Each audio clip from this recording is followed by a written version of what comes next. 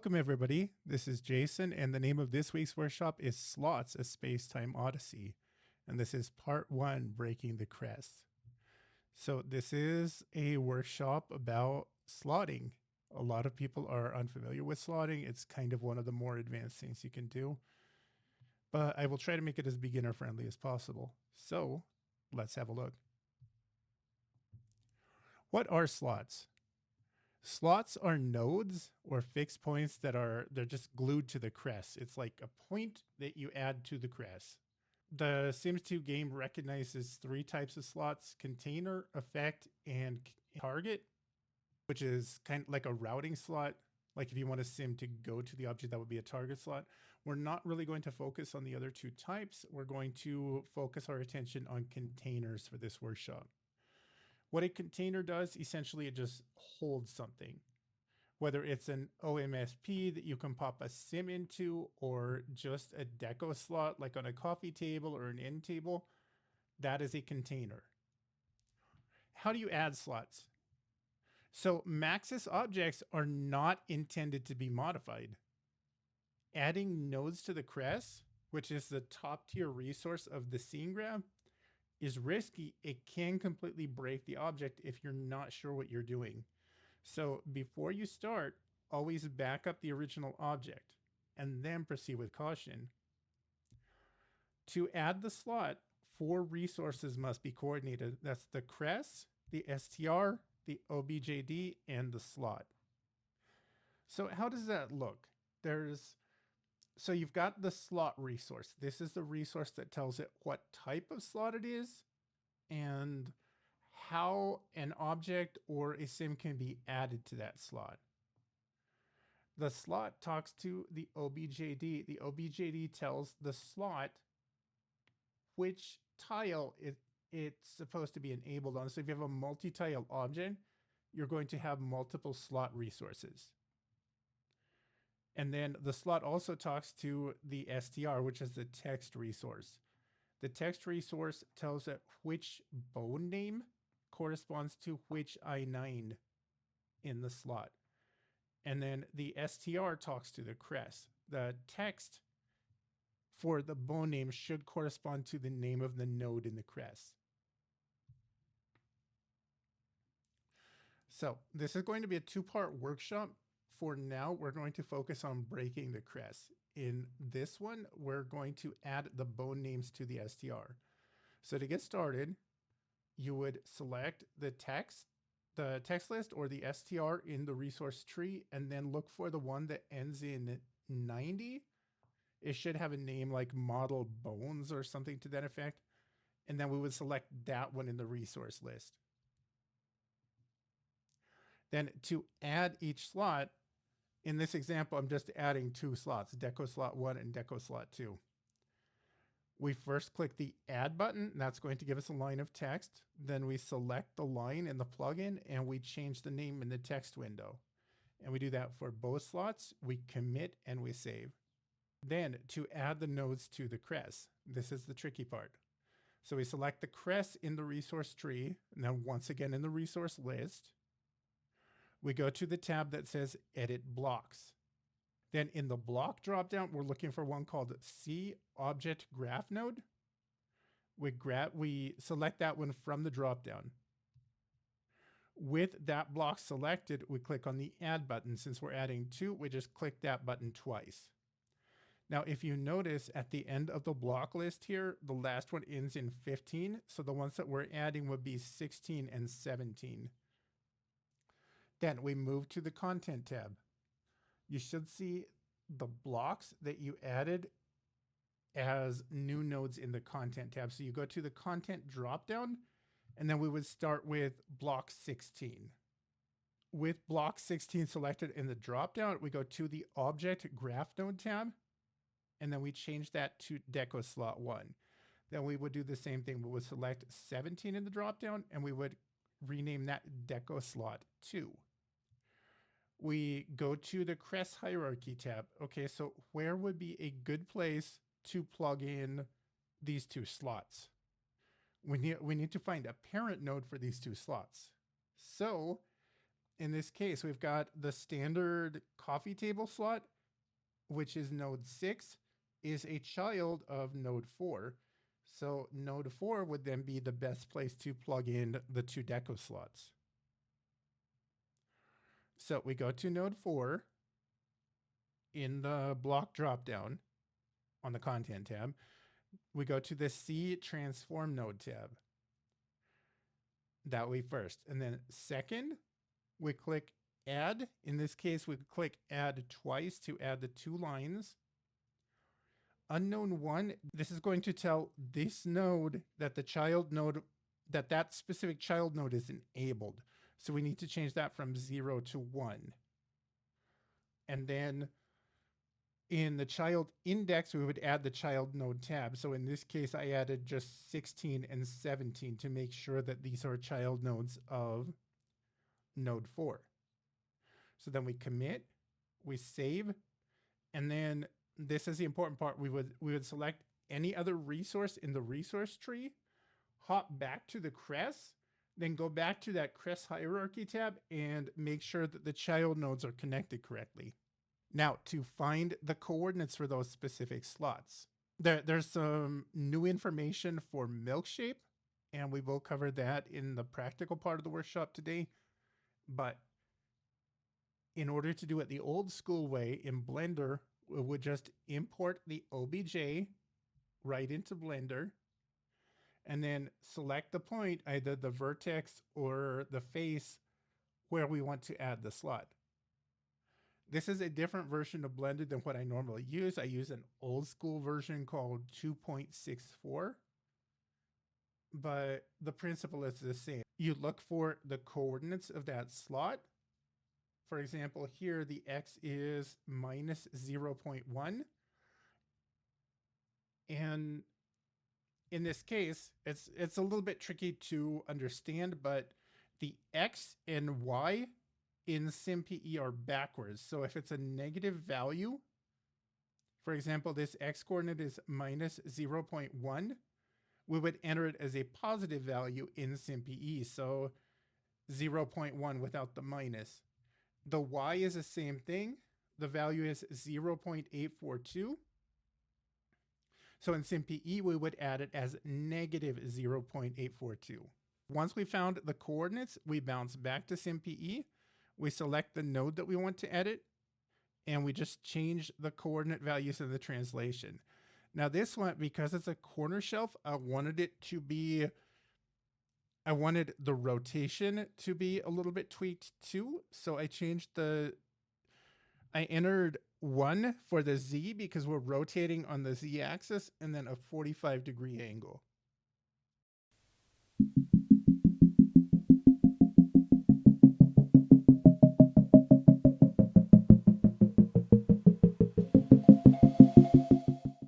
Hey folks, Editing Jason here. I know I promised that the technical issues had been ironed out, but I got a new desk setup, and along with that, I got a new Ugreen 2K camera.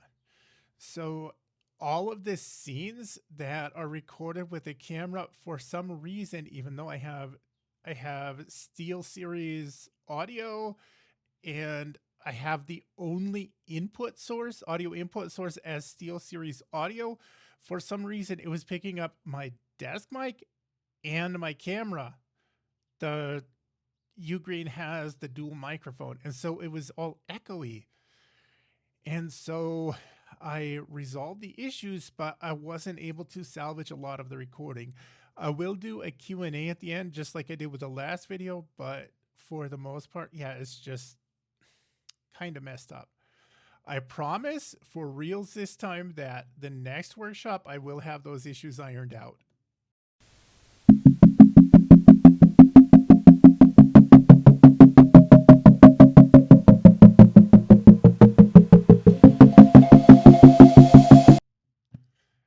Okay, so what we have here, we have this 2-tile coffee table that I built for the workshoppers to follow along with the exercise.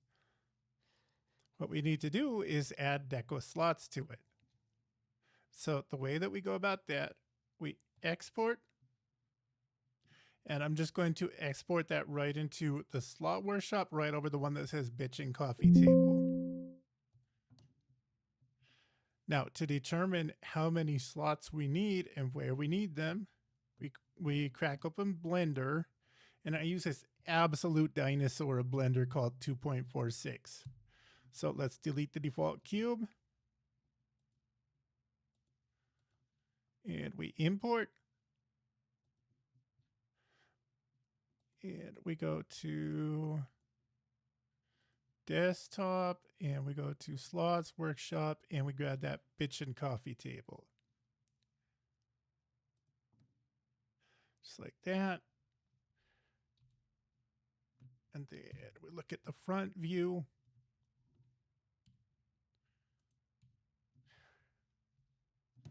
Okay, so for this one, we can see that we only need some of the faces here. So we select by face, and we just grab the faces that we need the slots for. That one there, and that one there. Then we go duplicate.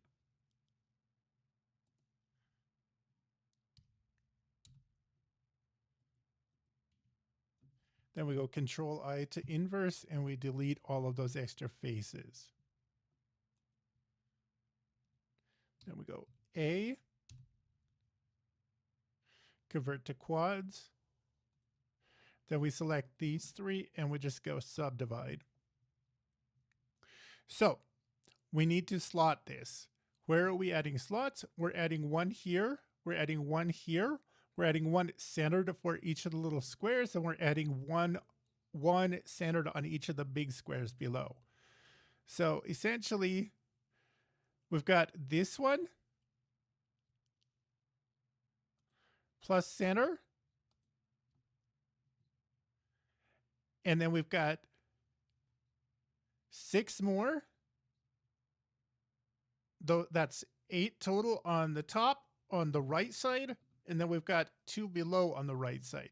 And then on the left side, we've got this one. And then we've got the 6 squares.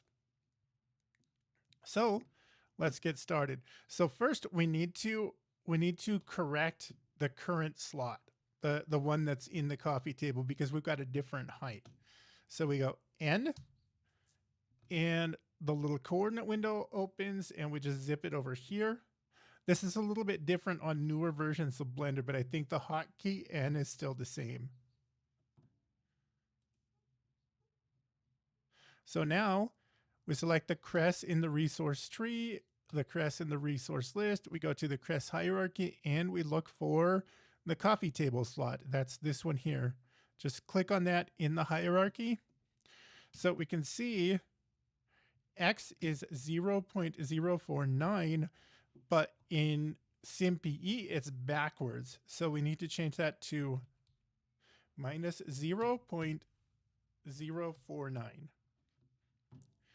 Then the Y is 12, but that's so close to center, I'm not even going to mess with it. It's 0.012. So I'm just going to leave the Y as 0.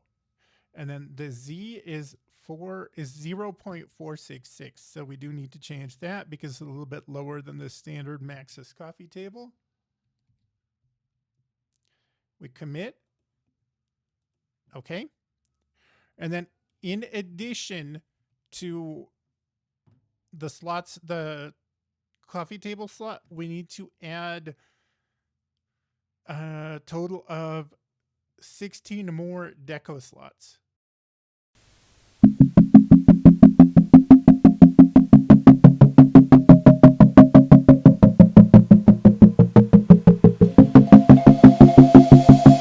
So how do we do that? We go to the STR,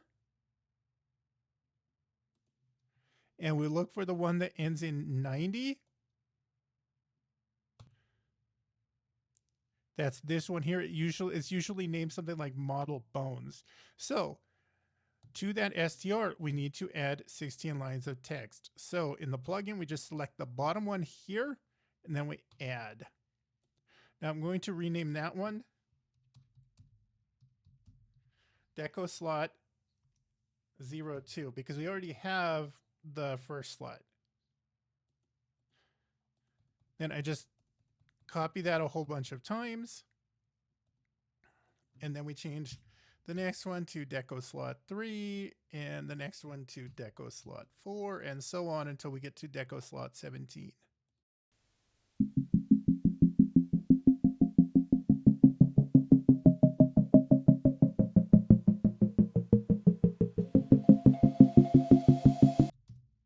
$16 and 17, and we overshot by 2. That's fine. We just delete those 2 lines of text that we're not using. Double check our work. Looks good. So we commit and we save.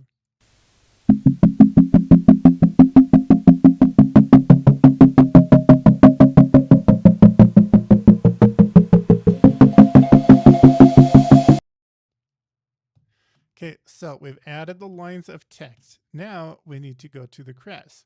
So CRES in the resource tree, once again in the resource list, and we go to the Edit Blocks tab. Now here, this is the tricky part, we go to Object Graph Node. And I should mention, before you mess with the CRES, if you're not sure what you're doing, make a backup of the object. But in this case, I know what I'm doing. I've been doing this for years and years and years. So I'm going to go for it. In the dropdown on the Edit Blocks tab, we're selecting C Object Graph Node. That one there. And then we just add 16 blocks. 1, 2, 3, 4, 5, 6, 7, 8, 9, 10, 11, 12, 13, 14, 15, 16. Okay, should look something like that. And we're going to note that that starts at 17 and it ends at 26. And those are hex values. Now we go to the Content tab. We go to the drop down here and we select that first one. On the first node that we added, we go to Object Graph Node and we just call that deco slot 02. Commit. Do the same on the next one, but we're going to call that one 3.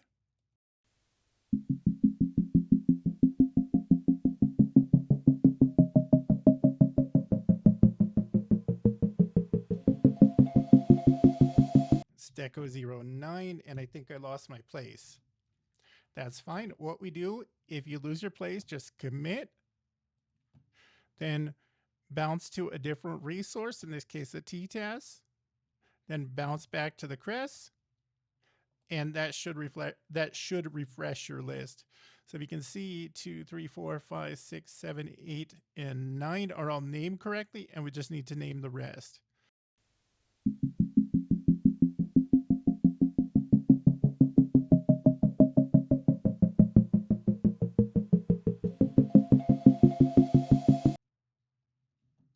And 17. Let's give that a quick commit. Give that a quick save. And then once again, we bounce to the TTAS, bounce back to the CRES. And on that Content tab, let's just double check that all of our blocks are named correctly. And that's it. All of the blocks appear to be named correctly.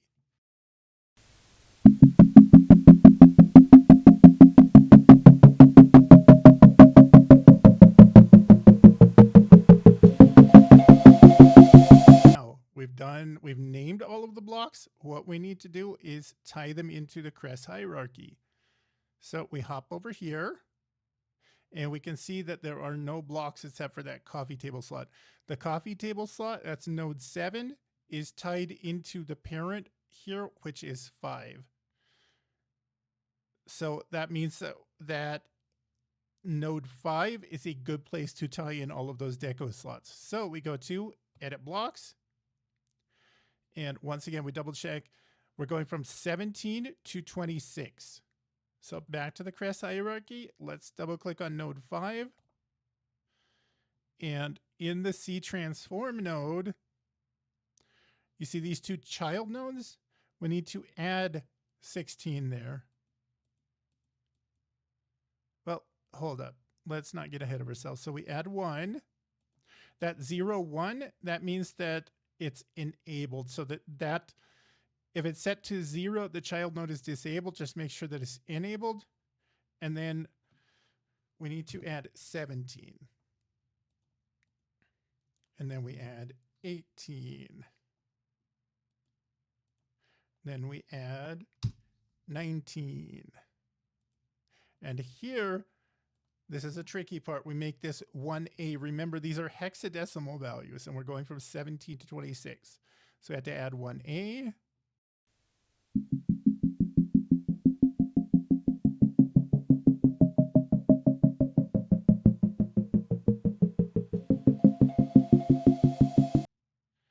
And that last one is to 6.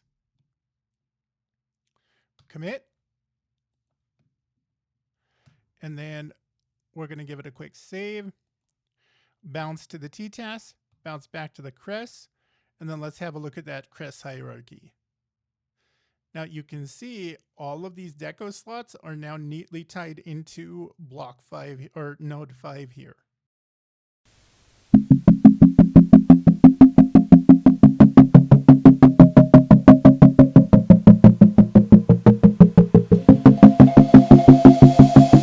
So one more question I was asked during the workshop was about Milkshape.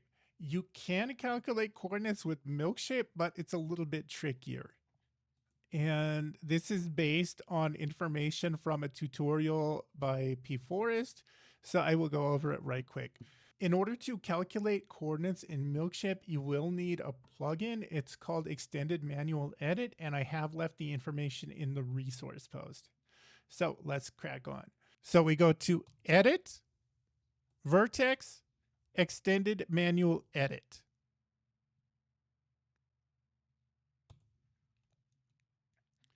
Now we can see, okay, the X is accurate, except we would express it as negative in Milkshape. The Y, what is actually calculating here is a Z value, because the Z and the Y are switched in Milkshape for some reason. And then you have the Z is actually the Y. So it's a little bit weird. It's a little bit trickier to understand, but it can be done in Milkshape.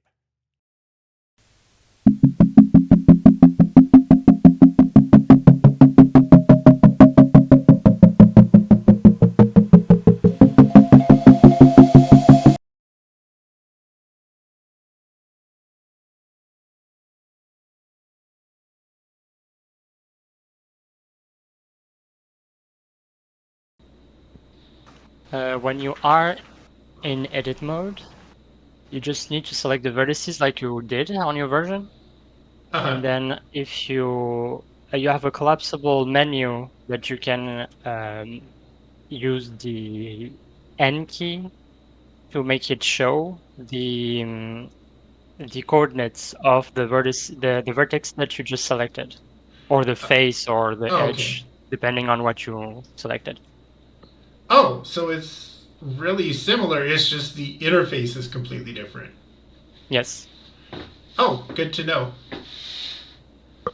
Maybe if I ever update my PDF tutorial on slots, I will include that.